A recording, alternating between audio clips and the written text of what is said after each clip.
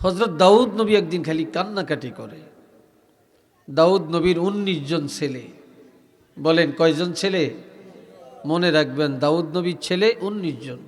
এখন তো ছেলে হোক মেয়ে হোক একটা হইলেই যথেষ্ট, ঠিক না? অথচ যার সন্তান বেশি তার উপর আল্লাহর রহমতও বেশি, তার সুখ শান্তিও বেশি। আমার নবী বলছেন, তোমরা সন্তান জন্ম দাও, সন্তানের পিতামাতা হও। তোমাদের সন্তান যত বেশি হবে, আমি রাসূলের উম্মতের সংখ্যা তত বেশি হবে।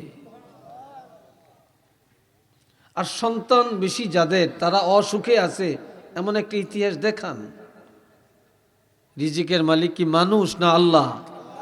জোরে বলেন। আর রিজকু মাকসুমুন, রিজিক তো আল্লাহর তরফ থেকে বন্টন করা। ইন্নাল্লাহা হুয়ার রাজ্জাকু যুল কুওয়াতিল মাতিন।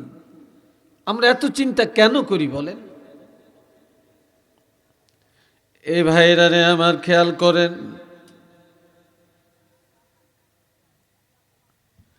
কে কোথায় মারা যাবেন এটা কেউ জানে না। এই সব জানেন আমার আল্লাহ। কিভাবে মরবেন, কোথায় মারা যাবেন,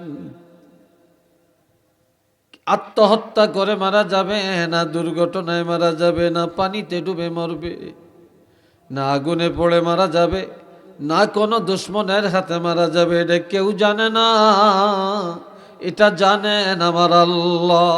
তবে যার যেইভাবে মৃত্যু, সেইভাবে তাকে মৃত্যুবরণ করতেই হবে। এটা সুবহানাল্লাহ কন্যা।